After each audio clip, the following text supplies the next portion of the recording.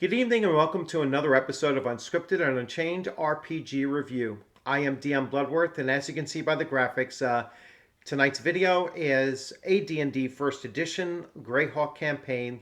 This is our Season 2, Session 2. It's actually our 17th week come together as a group in this new AD&D First Edition campaign that I'm running, and we've been having a ball with this so far. Um, so, as I said, 17 consecutive weeks together, and this particular session was a fairly action-packed session. Now, I knew right from the beginning that the players had several different choices that they could make with their characters here. They could have gone and followed a number of different, directions and leads that they, and one of them was to go after this new hobgoblin chieftain who is rising up in the area, and they had a suspicion that this particular hobgoblin was amongst the hobgoblins that used to be in Quest. And if you've been following this campaign, you know that Questcon is the stronghold and primary location for In Search of the Unknown. So B1 In Search of the Unknown is the official Dungeons and Dragons adventure that I used, but highly modified for this campaign. So what the characters started to understand is that their actions, both positive and negative, do have an impact on the world around them. And this was a very important thing for me as a dungeon master to try to instill upon them, is that sense of consequences for their actions, both positive and negative. So and there might not even be a direct consequence, but it's just like a residual effect of the things that they're doing as they're adventuring through. And again, just a reminder that this is a large party of adventurers. It's nine adventurers, and by this stage, they're all third level, and so they're a significant agent of change or effect, as they move about. Um, Such a large group of fairly, I wouldn't say powerful, but in comparison to regular people, they're certainly fairly powerful, and they're able to affect the region in a way that a smaller party might not be able to, or you'd expect a much higher level player character group might also have the same effect as they do. Um, so they're conscious of this, and they expressed it in character as well, where they said, "Listen, we might be partly responsible for some of the things that we see going on, both positive and negative, and we want to make sure that we're tying up some of these loose ends." And so that's basically the mindset that they have when they're going forward. And so when they start to pinpoint the probable location of this hobgoblin chieftain and his band of hobgoblins, which have been um, growing in strength, at least by rumor, growing in strength and becoming much more active in and around a swampy area that is in southern Yeomanry, uh, just to the west of, or northwest, I should say, of the Keep on the Borderlands. And so, armed with a map that they've had from a previous session that they got in the Keep of the Borderlands, and they know where Questcatan is because that's their new quasi stronghold. They don't have full control over it yet, but they've they've basically evicted all the all the baddies that were inside there, at least from the top floor, and and so they're looking to return there as well to secure it so that they don't have to keep on going back and clearing out whatever humanoids or worse end up taking up residence in there.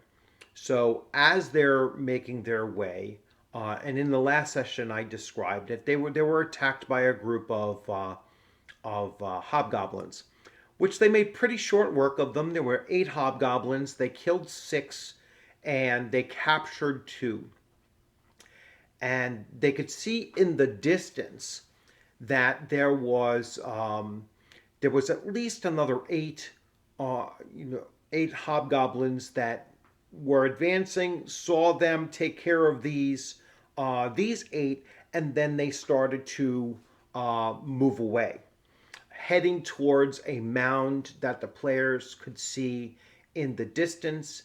They could see that it was overcast skies, and they knew from their map that that was going to be a swampy region, and so they knew that they wanted to get out there and try to stop these hobgoblins from alerting the rest of their group. And so they quickly start planning. And a lot of this planning is going to start with the magic user, a fighter magic user, Amalric. And Amalric immediately says to the rest of the party that he says, listen, I have this ability, this teleport ability that I got from the magic stone in Quescaton. And I can teleport ahead of these fleeing hobgoblins.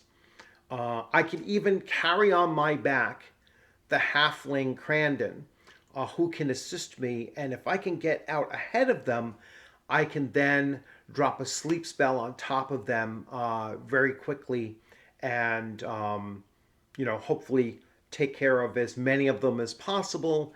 And then the rest of you can then charge in from the rear in order to help us out. Now they're all on horseback, but obviously Amalric, if he's going to do this plan, is going to do this plan by leaving his horse and Crandon his horse as well behind with the magic user and the fighter. So Cedric and Innes were going to end up basically watching the horses for the rest of the party, and that's basically because those 2 players couldn't make the session, and so that's what we decided as a group that they would actually be doing. So they would not be involved in the actual any combat or any action that took place, but they would still be resident there as witness of what's going on, and that was one way we could settle. That's how they're going to take care of they'll take care of the horses. Now there was some question about would the magic user have done this or that in that instance, and I was like, you know what, I know basically how the magic user would have been very protective of his crow being used as a scout ahead of time, and so I disallowed it. I was like, if he were here, then that might have been something that he would have done, but I don't like taking over player characters when the players aren't available. It's just with a large group, it's very easy just to move forward, and so that's what we did. So my player group is experienced and very tactical. And so they immediately came up with this plan, as I mentioned, and Amalric wanted to make sure that the rest of the party was, if any of them objected to it, he wasn't going to do it. He said, we'll just chase them down with our horses then. But there wasn't much of an objection to it.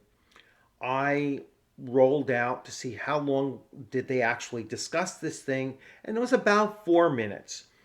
And so we all knew that he would be able to teleport up to 120 yards. And at this point, the At this point now, the hobgoblins were about 100 yards ahead of them. So if he was going to do this, he'd be able to drop right down on top of them. Now the rest of the party is charging up on their horses, and they should be able to catch up in time in case things went really bad.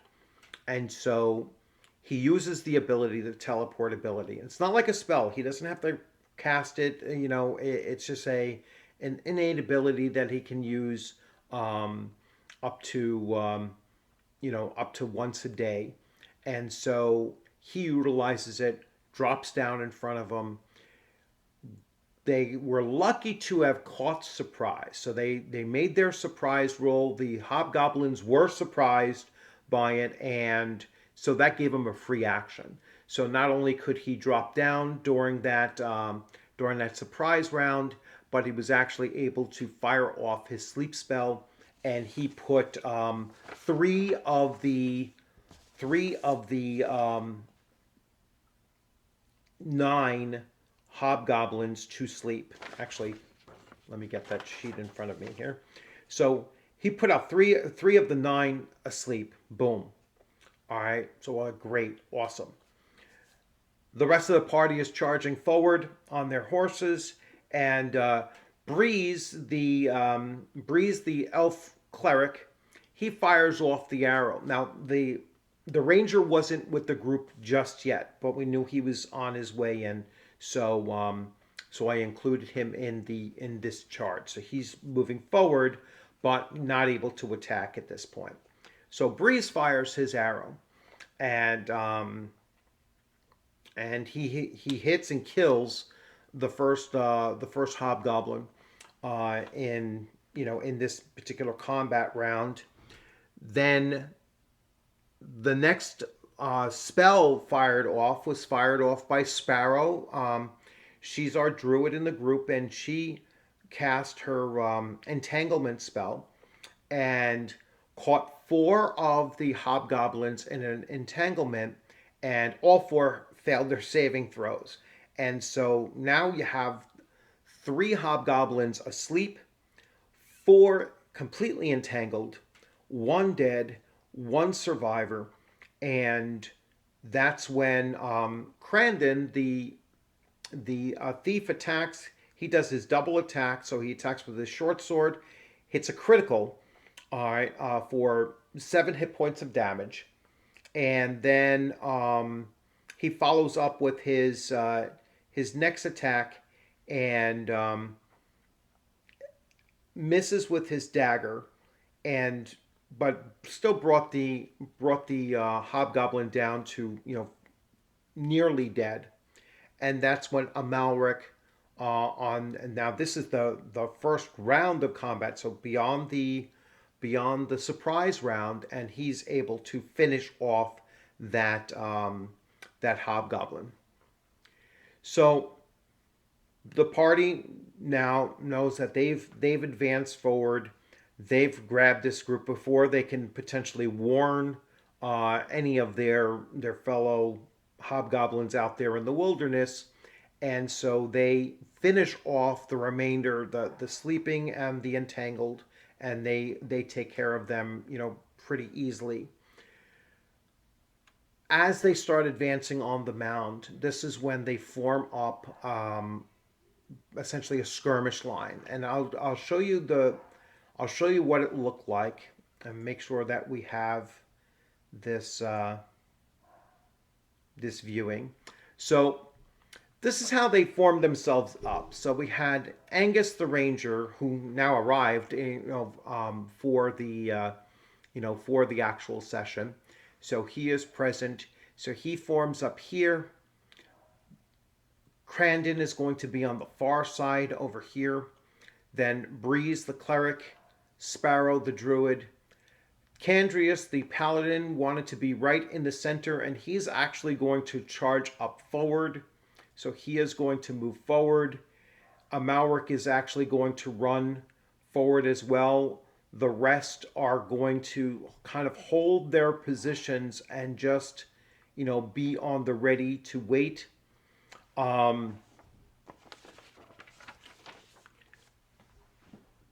Angus, being being primarily an archer and being very very deadly with his arrows, he knows that he is going to focus in on the leader, which has now revealed himself on the top of the mound. Now they're still about 80 yards away from the mound itself, and that's where this scene starts to take shape. So I will switch back over to here. So this is the scene. So they're in kind of like muddy terrain here. It's not quite swampy. It's kind of in between. It's very overcast. And above this mound, which now they can see it, they're about 80 yards away, and they can see that there's some kind of um, a handmade, looks like a totem, so like a totem pole, and standing next to the totem pole as he walks up and comes over the up to the top of it, right next to the totem pole, they see um, what appears to be the druid that they had encountered back in B1 in Queskatan. And so they're like, oh geez, this guy again. So they then start to see, well, it's very overcast, and the clouds are starting to get darker, and with a druid in the group and a ranger in the group, I believe it was the ranger first that was like, he's getting ready to call lightning. We better act fast. All right, and they immediately started to prepare for that. Now they were already in a skirmish line, so that was going to be fine. Now, call lightning, it gets directed down on one each target, but they're very much aware of the skill level of this druid, because the druid back in Queskatan had mentioned that he was a druid of the fourth circle.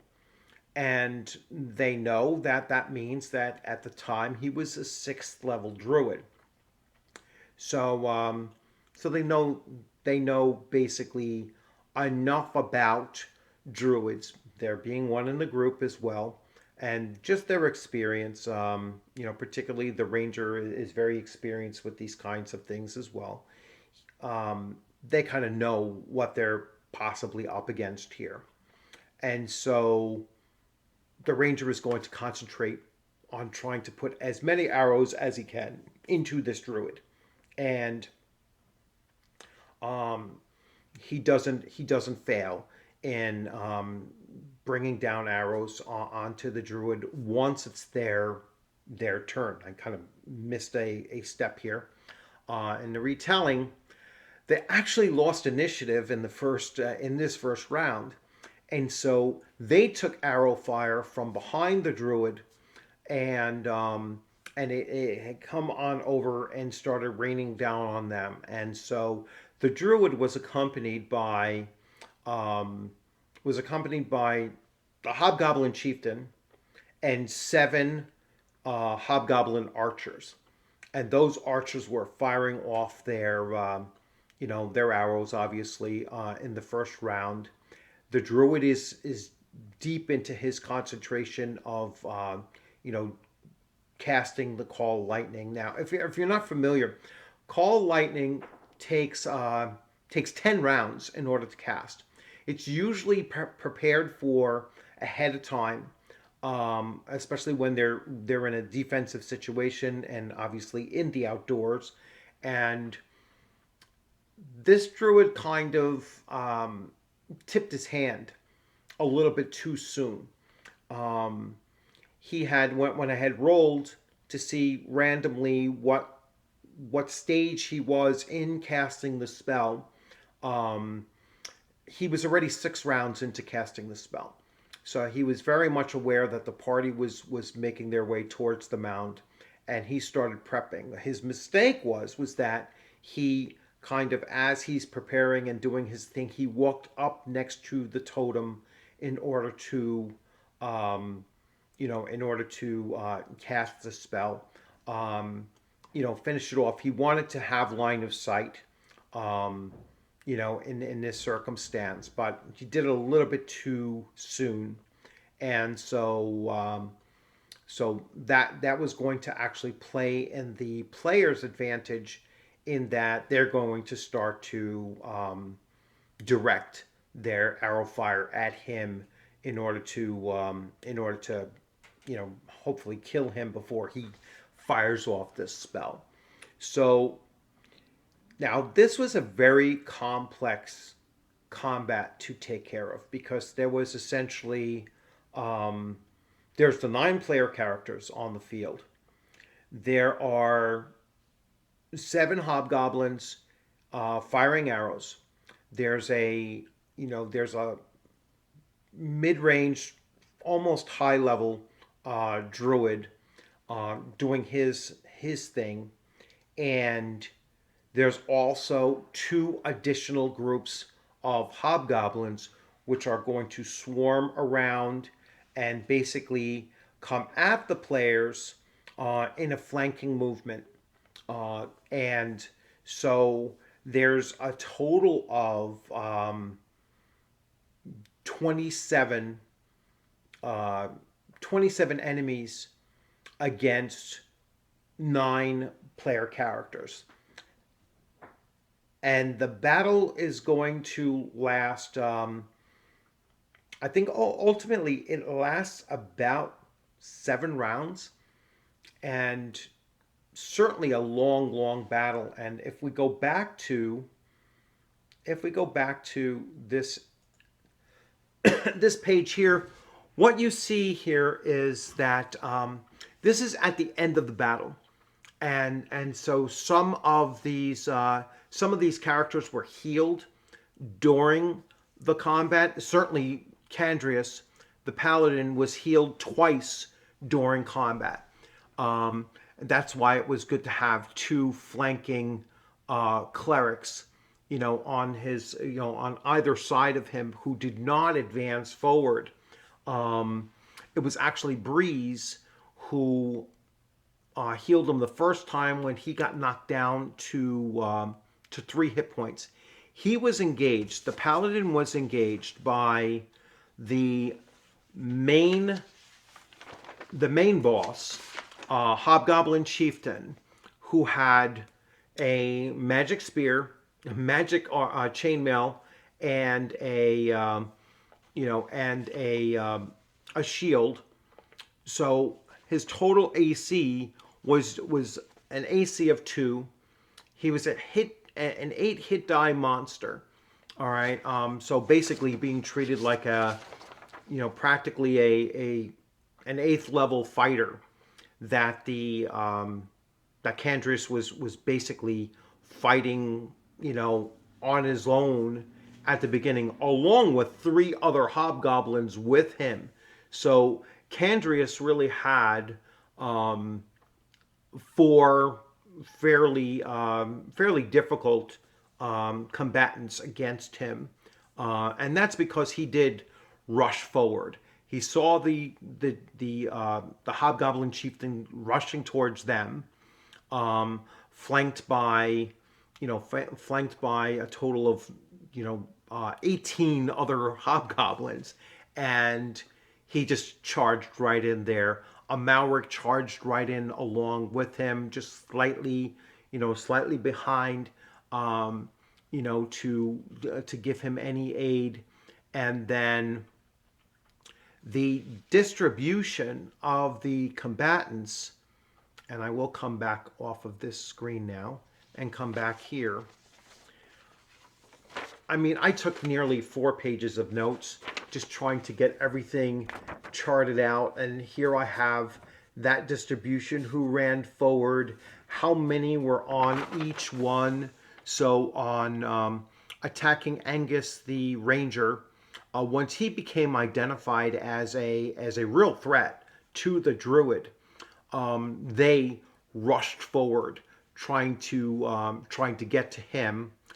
None attacked Breeze. So Breeze was actually given that freedom of movement throughout the combat because he didn't have any hobgoblin directly on him, and that really helped the paladin in that Breeze was now free to rush over and heal up the paladin during that combat round because and this is probably the second round of combat at this point when the paladin needed that healing. Sparrow was engaged by just one hobgoblin who actually did a good amount of damage to her as well. So she was a bit about nervous about that situation that she was in, but she was able to. I'm fairly sure she was able to cast a heal on herself and healed herself up a little bit as well. Um, Amalric was attacked by three hobgoblins himself. So that was the fighter magic user who moved forward against along with the paladin. Mirador, the cleric, had two hobgoblins on him, and then there were two hobgoblins on Crandon, the halfling. Now, going back, you can see and I will. You can see like this is at the end, so nearly everyone, only two characters, Angus and Mirador, got through this combat unscathed. The other five were injured to a certain extent, taking as many as nearly 10 or more hit points of damage. Candrius went down to 3 at one point, was brought back up to 8, then went back down again, and then was brought back up again to where he finished up the combat with 11 hit points of his normal 22. Amalric was brought down to 12 hit points of his normal 23. Um, the thief, Crandon, lost 10 hit points during the combat. Sparrow at one point had taken 5 hit points of damage, and then she was able to heal herself back up to 15 once again. Um, and Breeze took about 5 points of damage throughout the combat from both. I believe that was from a sword strike. He might have also been hit by an arrow at some point as well. Again, like I said, this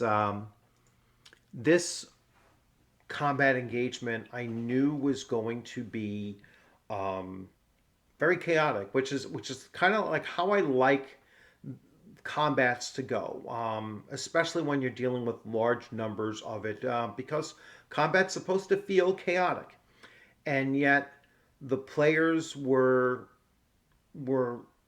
operating their characters in a very like I said, like I keep on going back to, very tactically. Um, there was only one point where there was a bit of an indecision, and um, that was quickly called out, for help. Hey, I need your help here, um, and that came into play without any real delay in their actions. So overall, I mean, it was a really intense combat that they had because virtually everyone had gotten injured during it. It was once again another um, long combat engagement that they had. Anytime you have 9 player characters and you're going into, I want to say it was probably about six rounds that they had gone into.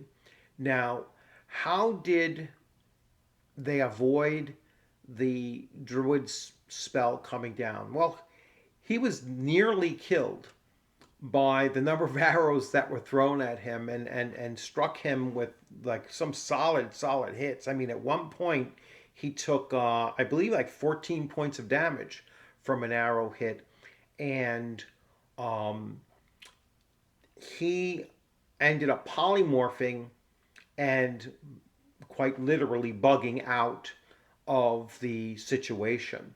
And so once they managed to kill the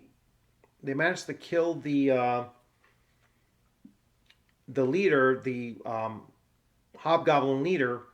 But before that occurred, he was charmed by the druid. And I almost forgot to go over this part, but it was another element in the combat round, or the combat that they were in, that was potentially a very major turning point. And basically, he failed his saving throw, and she charmed him. And basically, what she said was, "Tell your tell them to drop their weapons." And he told the three hobgoblins that he was with to drop their weapons. And but he didn't drop his weapon. Only one of them actually complied. The other two hobgoblins did not. They just became like kind of confused by this weird order that came from them, and so they didn't comply. Only one did, but they hesitated long enough that it broke their concentration to attack, and the the chieftain just kept on going because he was never directly told to stop combat. Um, and the way charm works is it's not a command spell. All right, so it doesn't actually control them to that extent. Anyone under a charm will not do something that is diametrically opposed to what they would normally do. Um, you can't tell them, to commit suicide, or you can't tell them to do something that they simply would not do, so far out of their character that they would never do. Which the druid learned when she cast, when the next round, when she tried to modify um, her control over him by saying, to surrender this time. And that's where that diametric, opposition came into place, because this particular character of the hobgoblin chieftain, surrender was not in his vocabulary. It was just not something that he would do, regardless of who told him to surrender. He was fighting to the death no matter what, and so that was, that was once again another attempt to try to sway this battle. And basically, the only way this battle was going to come to an end was by killing the two leaders and hoping that the remainder of the hobgoblins, their morale would be crushed and they would either flee or just surrender. And in the end, only about four managed to survive through this combat. The remainder were all either put to sleep, entangled, because yeah, once again the druid cast another entanglement spell and entangled another bunch of them, and it was just a long, action-packed, very dynamic combat scenario. So really enjoyed it. I think they really enjoyed it as well. I probably missed several elements of what actually happened, completely, because like I said, I had 4 pages of notes, and it was one heck of a battle. So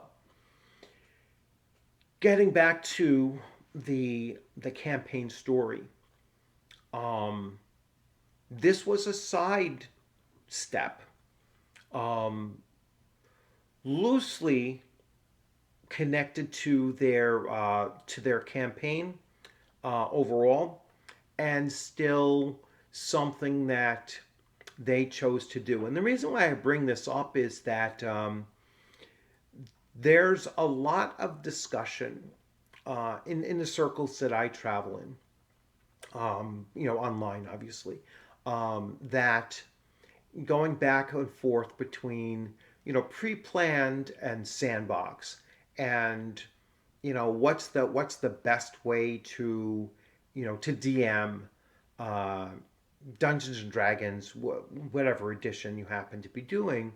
And this debate comes up every once in a while. It's like, well, how much, some are on the side of, you should just go there with very, very little planning, and it's a complete sandbox.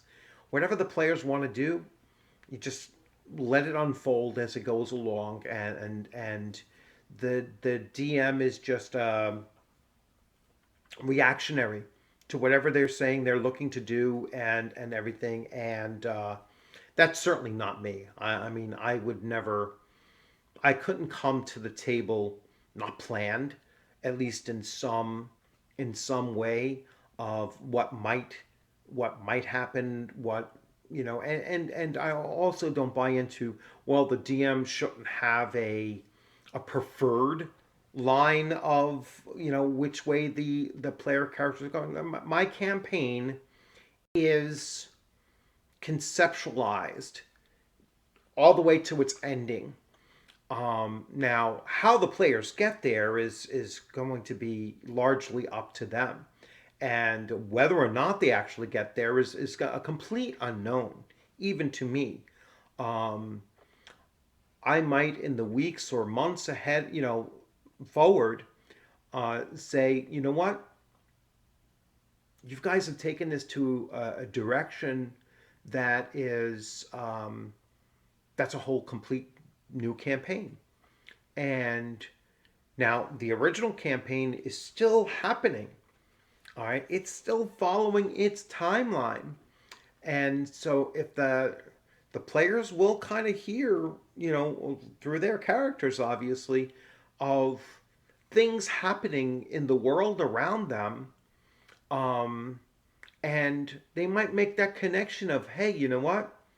We were doing something related to that, and you know, maybe now we should take a look at it, or no, that's too far gone, or that took care of itself, and it's a good thing that we did this instead. I mean, I don't know where the campaign is actually going to go, but I still have a concept of where I think it can go, and I still plan before every game session, um, of at least several different possibilities that it can go in. So I like to describe myself as, as far as the, sandbox versus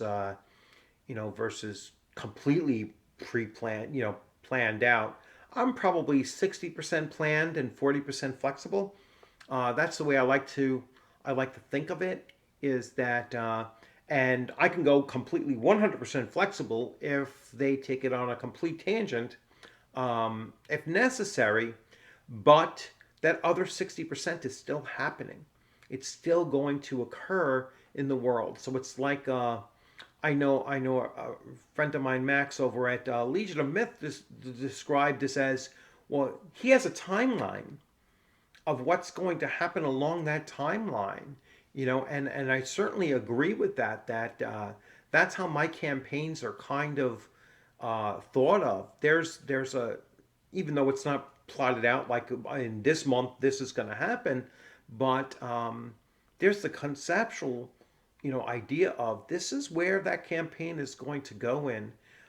Whether it happens in months or even years is really unknown even to me, but it is going to march along. And if the players engage in it, this week, and then leave it for 5 weeks and then come back to it again, um, I will then work out and say, well, what would have happened over these last 4 weeks that the players weren't engaged directly to it, and then incorporate that into what they're going to encounter when they come back into that particular story thread. So again, it's a lot of fun. It's work. It's it is a lot of work to put together a long lasting campaign. Um, you have to be very flexible if you're going to deal with 9 players and you're going to deal with 9 different player characters and all of the other side characters that they're interacting with on a fairly regular basis. Uh, you want to create um, adventure hooks along the way that each of your players are actually going to like latch onto and get an interest in as well. So and still be ready to be very flexible as well. So a lot of fun. Uh, we're planning on meeting again tomorrow, and so going right back to our regular schedule of Monday nights and then hopefully either Thursdays or Saturdays I will do the wrap up. So I'll try to stick to that as best I can.